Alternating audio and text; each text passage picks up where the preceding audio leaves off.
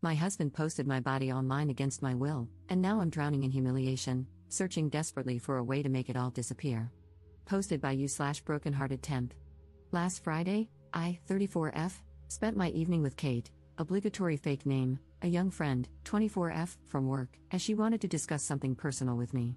I didn't think anything of it since we have a very personal relationship outside of work as well. As soon as I arrived at her place, the tension in the air was thick. She explained that she wanted to discuss a serious matter with me but didn't know how to go about it. I told her to just rip the band-aid off and tell me. She told me that she had found 2 recordings of a woman she believed to be me on a pornographic website. I told her that wouldn't be possible, but she was adamant that I was the woman in the recordings. And she was right. I've never recorded myself naked or having sex with my husband, but there I was in 2 recordings, one 7 minutes long and the other 4 minutes, both filmed in our old bedroom. As I rewatched every second of it, it started to dawn on me that this was my husband's doing. But I pushed that thought deep down because there had to be a reasonable explanation for this. Honestly, I left her place with my mind in complete meltdown. I could barely hear what she was saying, but she followed up with a text saying she had contacted the website about getting the videos taken down and that she would help me through this. She also said she was scouring the internet in case there were more out there. I came home and pretty much ransacked my house looking for evidence, and I found it. My husband had been using hidden spy cameras to record me in my most intimate moments. I then spent hours vomiting, crying, projectile vomiting some more, and begging God to let this be a nightmare. I am a deeply religious and fully veiled Muslim woman, and I have never been with anyone but my husband, yet all this time, he has been sharing my most intimate moments with the world. I don't know what to think or what to do. I can't look at him or speak to him. I've locked myself in our bedroom, pretending I have COVID. All I do is research how others have managed to get things removed, and it seems that when something is on the internet, it really is forever, even if I manage to remove it from this one website. I've been crying nonstop. He truly must be something demonic, as he is now talking about ordering some of my favorite foods to see if I have an appetite since I haven't been eating well. I am so unbelievably hurt. I don't know how to share this with my family or how to ask for help. I am crippled with shame, anger, and pain. Edit. Answering some questions. 1. My husband, soon-to-be ex-husband, and I share the same religion, race, ethnicity, and nationality. 2. My culture does not participate in honor killings, and I'm not afraid of my family harming me or not siding with me. 3. My family would support me in divorcing him, in fact, they would demand that I do. 4. The laws in my country are secular, but in certain circumstances, they allow various religious groups to hold their own courts, which can enforce their rulings, as long as they don't impose on or break secular law or civil liberties. 5. I do plan on taking this to both secular and religious courts, as I want him punished. 6. I bail by choice, and the vast majority of my fellow countrywomen do not bail. 7. I am a niqabi, meaning the only part of me visible to the public is my eyes. When I am with my family or other women/in women-only spaces, I don't bail. 8. Kate and I do not share the same religion or dress alike, yet we are friends, Kel surprise. Update 17 days later. I left him as I said I would. He went to work.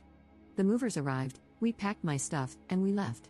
The entire time, I was crying to the point that even the movers were worried for me, but I couldn't stop myself from crying. I went home, sat my parents and siblings down, and explained the situation. My parents were, and still are, confused. They are elderly and fragile. They don't understand the internet. They just keep saying, let's talk to the people, and it will be gone. But my siblings understand. They are angry. They are sad and heartbroken on my behalf. My siblings and brothers-in-law took me home. We waited for him, and, well, we had a conversation with him. He denied it at first. So my brothers were firm with him, and he started to be more truthful. He said he did it because he was depressed, because he had a corn addiction, a sex addiction, and because he didn't think anyone would see it. He said he posted only a few. When we asked him to be specific, he said he posted anywhere from 5 to 8. We had him take it down, but who knows how many times it has been downloaded or shared. In that moment, I also found out he had a secret phone. He was also cheating on me with random women and sex workers. All this time, I thought he was working hard, but nope, he was out disgracing himself and betraying our marriage. At some point, he convinced us he needed to use the bathroom, and he somehow managed to call his mother, who arrived at our home with his brother and cousins. There was a commotion, as they were angry at the treatment of their family member. Then things calmed down enough to explain to them what he had done. His mother fainted. She is elderly and not in the greatest health condition. We called for an ambulance. My neighbor had also called the police, and I was arrested by the time the ambulance arrived to take care of my mother-in-law. I spent the evening locked up. Didn't exactly have a polite conversation with him. So yes, I was arrested for assaulting him, specifically slapping him, and he refused to press charges. I got released the next morning and went home to my parents. Cried some more because my parents kept crying. A few days later, I spoke to some lawyers my sister had contacted, as they had experience with non-consensual material being posted online. They have been handling things with the police, as I did press charges, and they are dealing with the websites. I have also started the process of divorce.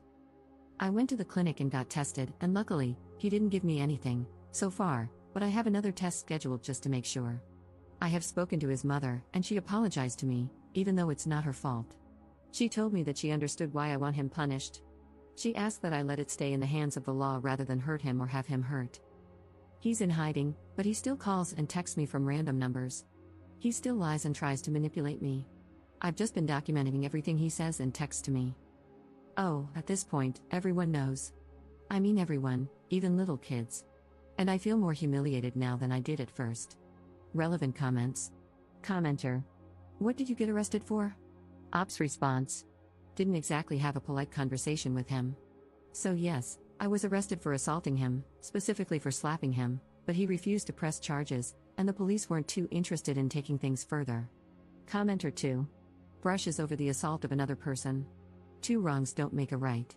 Sorry for op, but assault means I can't take your side anymore.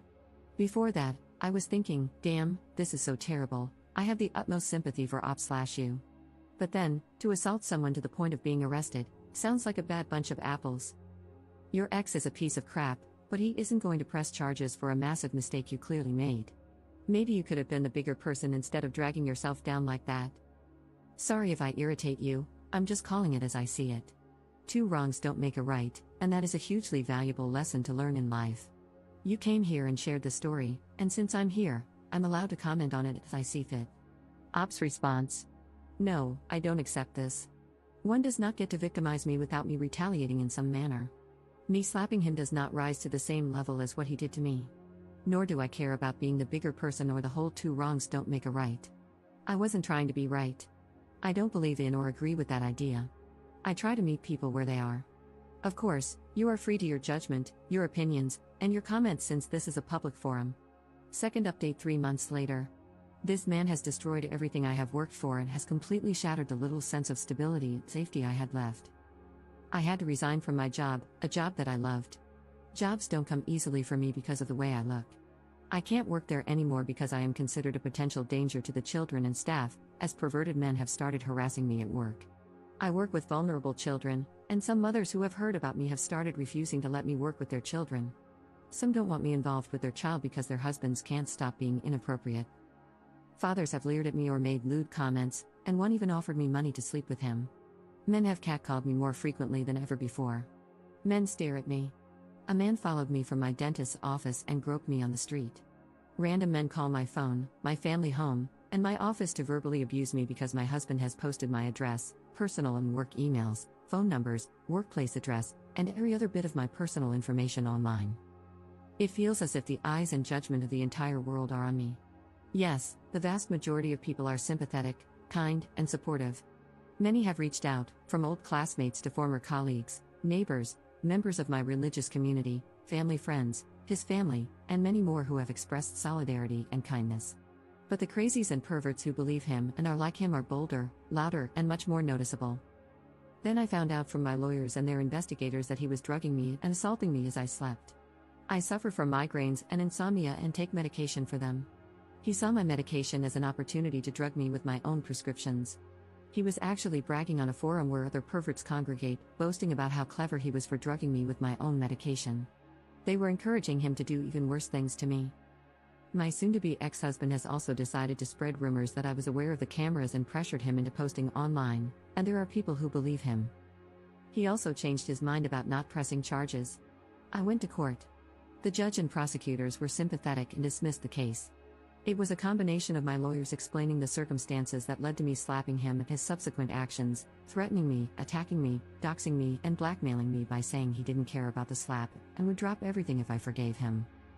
My lawyers used his own words against him, as he had written them in text messages and admitted in a recorded call that I hadn't slapped him that hard and that he'd only pressed charges to harm me. But his crimes against me are still being investigated by the prosecutors. Third update 3 months later. I wish I could say I was feeling better or doing better, but I feel awful and am still struggling with everything. It is still his life's mission to be as cruel as he can be and to stand in the way of every step I take. He is still refusing to work with my divorce lawyer, continues to be difficult every step of the way, and has run off his own lawyers. He is now in his third lawyer, and we are again starting from scratch in the divorce negotiations. He has been granted an extension by the courts due to his last lawyer dropping him just a few days before our hearing. As for posting non-consensual material, a trial date was scheduled, and he recently asked for an extension. He'll probably be granted it since his criminal lawyer dropped him too. So, in the last month, he has been dropped by both his divorce lawyer and his criminal lawyer. The man is on a roll. When it rains, it sure pours. My father passed a little over a month ago, and my mother is now in hospice care as she prepares to return to God. I'm sad but not shocked, as I've had a long time to prepare for this. My father had been battling cancer for almost 3 years, so I was as prepared as a person can be, and my mother's health had been declining significantly for years due to her dementia. My soon-to-be ex-husband decided it was a great idea to corner me at the venue where we held the after-funeral meal. He waited until I was alone and approached me as I was cleaning up. At that moment, I was exhausted and couldn't muster the rage to chase him off as I had done many times before. So, I just let him talk. He seemed almost decent as he rattled off a million excuses for why things were the way they were. He cried about how awful he feels for hurting me. Then he started telling me how he always felt I was better than him in everything, that I made more money, was better educated, had traveled more than he had, and that he felt jealous of my confidence. In the beginning, these were the things that attracted him most to me, but as our relationship and marriage progressed, they became the things he started to dislike about me. He also said he was angry that I refused to consider being a stay-at-home wife and mother, even though he knew from the beginning that I wasn't the homemaker type. He claimed he tried to be a good husband but that my refusal to bend or let him have the last say in things was a catalyst for his anger and need to humiliate me. He talked about how he had always struggled with addiction but thought marriage would cure his depression, porn, and sex addiction. He believed that if I ever found out, I would have never married him or would divorce him, and that angered him, pushing him to punish me for thinking I was better than him. He was jealous and angry about so many things. But when I said, "So you hurt me because you felt jealous and inadequate in comparison?" he lost his mind, started shouting, and said he knew I would react that way. I decided to refrain from commenting further and just let him spill his guts uninterrupted. For 3 hours, he made excuse after excuse for why he did what he did. But it all comes down to him feeling inferior to me, being jealous and angry that I dared to have a mind and life of my own. He admitted that right before our wedding, he joined an online men's group to help with his porn and sex addiction. One tip given was to make your own porn and watch that instead, but he knew I'd never agree to it. So, it was my fault he needed to spy on me. He claimed he never intended to share the recordings with others, but one day, I angered him so much that, as payback, he posted them, and it felt good. Every time I emasculated him by having my own mind or upset him in some way, he posted more. Eventually, he gained a following, with so many men asking him to post more that he started to enjoy the attention. Other men looked up to him for his sexual prowess. At the same time, his sex addiction resurfaced, and he fell back into the habit of picking up women or, when he couldn't get it for free, hiring sex workers. Then, I guess, it spiraled out of control for him. The more he spent on his addictions, the more lies he told, the more he felt like a failure for making me cover our expenses, and the more he resented me. He got stuck in a cycle of self-destruction, which only fueled his anger toward me. He also said he joined a support group for addicts and started going to an addiction rehabilitation clinic as an outpatient to deal with his issues, and that I should give him credit for that. He feels I should be proud of him for making this effort and that I should take him back since he's putting in so much work. He also believes I should appreciate that he hasn't stalked me since my dad died and that he is sincere in feeling this way. He genuinely doesn't understand why I'm not seeing how hard he's been trying these past few months. In his deluded mind, he thinks his honesty in our conversation should count for something and that I'm just a heartless beach for remaining stoic and unmoved by his tears and supposed vulnerability. Even though he gave a great performance of being human during our conversation, I remained unmoved because there was nothing to be moved by. I simply continued packing up the venue, got in my car, and went home. I'm still not working, I still have crazy men calling my phone at all hours, and I still feel humiliated and embarrassed. The only good thing that has happened is that several of the sites have taken down the recordings and banned him from using their platforms. Fourth update 4 months later. Finally, I have some good news. A while back, I was granted a restraining/protective order, but my now officially ex-husband continued to stalk and harass me. After the umpteenth time of calling the police and going to court, he was finally imprisoned, and he has been in prison for a little over a month. I was also granted my divorce. I initially wanted a quick divorce and was willing to give him everything he asked for, but he kept finding ways to delay it or demanding more and more. Eventually, I just snapped and told my lawyers to do their worst, and they did. My lawyers hated him, and I got everything I wanted and way more. Not to gloat, but it was really satisfying to see him cry. This has been the most peaceful month I've had in a long time. This entire ordeal has taken a serious toll on my mental and physical health. I've lost 12 kilograms, and I've shed a ton of hair due to the stress he caused me. But honestly, seeing him wail in court was the chicken soup my soul needed. I've moved out of my city and now live on the other side of the country. I found a decent enough job, and I am slowly rebuilding my confidence. I'm in therapy, and while I can't say it's working just yet, I know that if I stick with it, it will. The non-consensual material he posted has been removed from the more reputable websites, and my lawyers were able to get me monetary compensation, as these companies didn't want to go to court over it. Money doesn't really change things, and I'm still hurt, but it's something. I'm also not so delusional as to think that the material isn't still out there in some form, and I know there's not much I can ever do about that. I'm just trying to make peace with it. My ex-husband will be serving time in prison for what he did, and my lawyers are working with the courts to ensure that gets sorted soon enough. I think the reality of the consequences is becoming very clear to him, as I've heard through the grapevine that he attempted suicide and is now in protective custody until his trial date. He is facing up to 30 years in corporal punishment, and I absolutely look forward to it.